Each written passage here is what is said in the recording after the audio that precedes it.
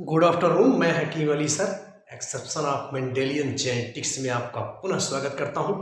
Previous lecture में हम लोगों ने देखा था कि मेंडल लॉ के क्या एक्सेप्शंस हैं, क्या अपवाद है। हमने देखा था कि मेंडल लॉ में मेंडल ने जो पहली बात बताई थी कि one gene control one character, तो उसमें हम देखते हैं क्या कि प्लियोट्रॉपी की इसका अपवाद है, यानी एक जीन जो है कई कैरेक्टर को कवर करता है या कंट्रोल करता है। और इसी तरह से पॉलीजेनिक इनहेरिटेंस के बारे में हम जानेंगे। इसमें हम देखते हैं कि मोर जीन वन कंट्रोल को वन कैरेक्टर को कंट्रोल करते हैं। और इसके प्रीवियस लेक्चर में हम लोगों ने बात की है कि नो ब्लेंडिंग ऑफ कैरेक्टर, यानी मेंडल ने ये कहा था कि जो कैरेक्टर होते हैं उनकी आपस में कोई ब्लेंडिंग नहीं होती है, मिक्सिंग नहीं होती है। लेकिन लॉ ऑफ इनकम्प्लीट डोमिनेंस में हमने देखा कि जब रेड और वाइट का क्रॉस कराया गया था तो होना चाहिए रेड, लेकिन उसमें हमने देखा था कि पिंक कलर आया हुआ था। एंटीराइनम में हमने देखा था, तो वहाँ पे इनकम्प्लीट डोमिनेंस हमने देखा कि F2 जनरेशन में वहाँ निकल करके आया था। यह बताया गया था कि F2 जनरेशन में जो ऑफस्प्रिंग आते हैं वो पेरेंट्स से रिजेंबल करते हैं।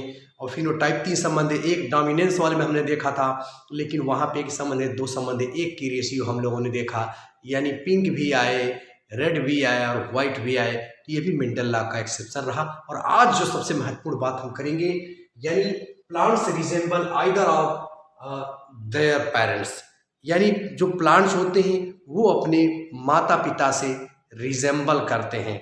या तो जैसे सफ़ेद और लाल की बात हुई है तो या तो वो पुष्प लाल होंगे या तो सफ़ेद होंगे। यही बात 3 संबंधी एक लॉ ऑफ डोमिनेंस में देखने को मिली थी। और फिर F2 जनरेशन में भी हमने देखा था कि वहाँ जो है फिनोटिपिक वही बात 3 संबंधी एक, यानी 3 जो है लाल थे और एक सफ़ेद था।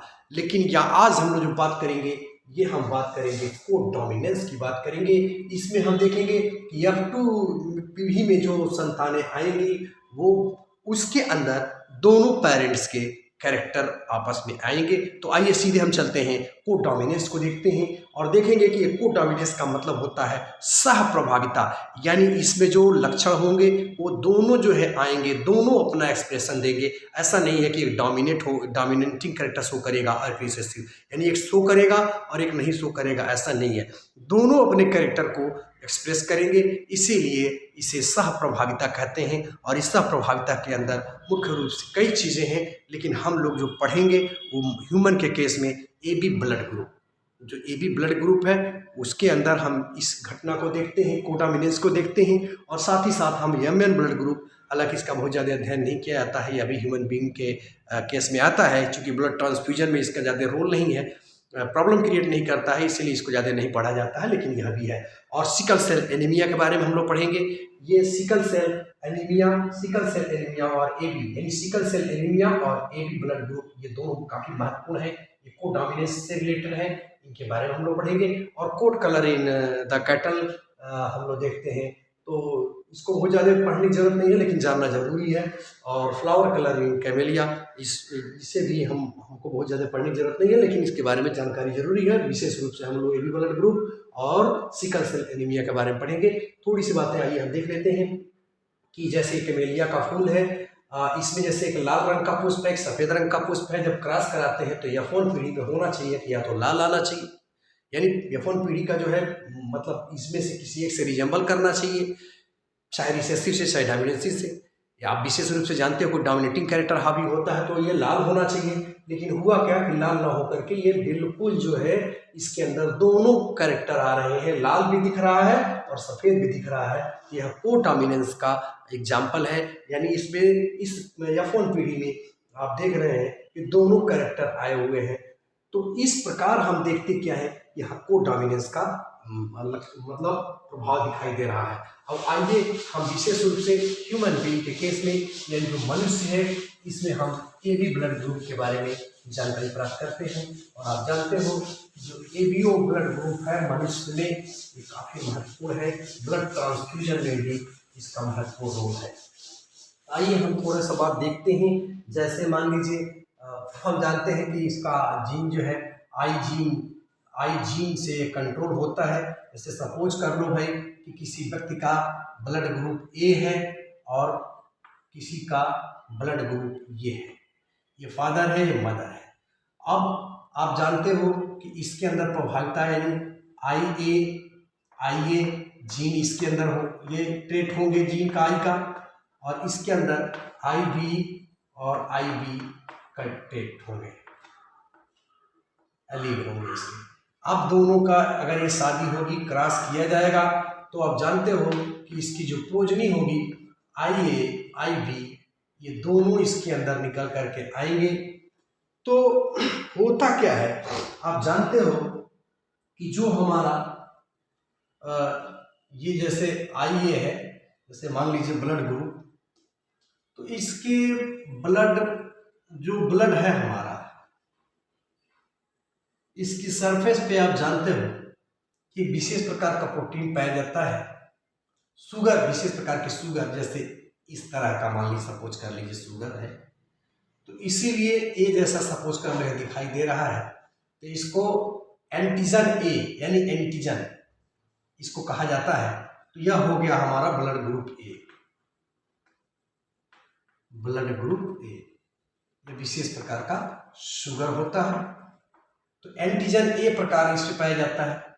और जो बी है भाई, अब बी में देखोगे तो बी पे क्या है, इस पे विशेष प्रकार का, इसके ऊपर भी एक शुगर पाया जाता है, जैसे ये बी है, मान लीजिए इसका ब्लड ग्रुप बी है, तो इस पे भी एक विशेष प्रकार का शुगर पाया जाता है भाई। अब मान लो इस पे बी टाइप का शुगर दिख रहा है, ये इस तरह से, ठीक है। तो ये है हमारा फादर, ये है मदर। लेकिन जब बच्चे में आप देखेंगे तो इसके अंदर दोनों जो है अपना एक्सप्रेशन देंगे। इसके अंदर यह ए प्रकार का भी होगा, एंटीजन ए भी पाया जाएगा, यानी यह इस ए प्रकार का शुगर भी होगा। और आप देखोगे कि इसके अंदर यह बी प्रकार का शुगर भी पाया जाता है, यह बी जैसा दिखाई देता है, यह शुगर भी पाया जाएगा। तो इसलिए यह बच्चा जो है ए बी ग्रुप का कहलाएगा। इसके अंदर फर्स्ट पीढ़ी जो होंगे यह ए बी होगा, ए बी ब्लड ग्रुप इसका होगा। अब हम इसका अगर क्रॉस करा के देखें तो सेकंड, ये तो हमारा यह कौन हो गया भाई, सेकंड पीढ़ी में आइए हम देखते हैं क्या होगा। सेकंड में आप जानते हो कि आई ए आई बी, यहां भी आ जाओ भाई, आई ए आई बी, तो देखो निकल के क्या आ रहा है, यहाँ I A I A I B, I A I B, I B I B.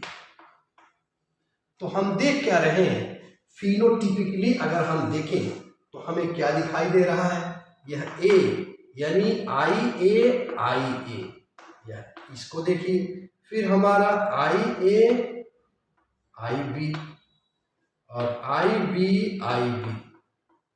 ये चीजें निकल कर के आ रही हैं। तो ये जो आई ए है, आप देखो बाह्य रूप से इसका देख रहे हैं, एक आ रहा है 1/4, इसके 2/4 और इसके 1/4। तो हम क्या देख रहे हैं, एक संबंध है, दो संबंध है, एक का अनुपात बाह्य रूप से देखने को मिल रहा है। ठीक इसी तरह मतलब ये हमारा ब्लड ग्रुप ए हो गया, ये हमारा ए बी हो गया, और यहाँ क्या देख रहे हैं, ब्लड ग्रुप बी हो गया। तो ए और बी ये तो अलग अलग, यानी और फिनोटिपिकली हम देख रहे हैं कि ये अलग अलग है, यानी एक संबंध है, दो संबंध है, एक का दिखाई दे रहा है। और जीनोटिपिकली भी हम देखेंगे तो हमको यही रेशियो दिखाई देती है, एक संबंध है, दो संबंध है, एक की। ए बी में हम क्या देख रहे हैं, यह ए बी जो है, ये दोनों लक्षण इसके अंतर्गत आएंगे, यानी एंटीजन ए और एंटीजन बी, ये दोनों पाए जाते हैं। इस तरह से हम देख रहे हैं कि मनुष्य का जो ब्लड ग्रुप है वह कोडोमिनेंस को एक्सप्रेस करता है, नहीं तो इस तरह की चीजें निकल के नहीं आनी चाहिए थी। मेंडल, और ये अपवाद भी है, मेंडल के अनुसार फिनोटिपिकली जो है 3 संबंध एक आना चाहिए था, और जीनोटिपिकली एक संबंध 2 संबंध एक आना चाहिए था। लेकिन यहाँ देख रहे हैं कि PR = GR निकल करके आ रहा है। ये है हमारा कोडोमिनेंस।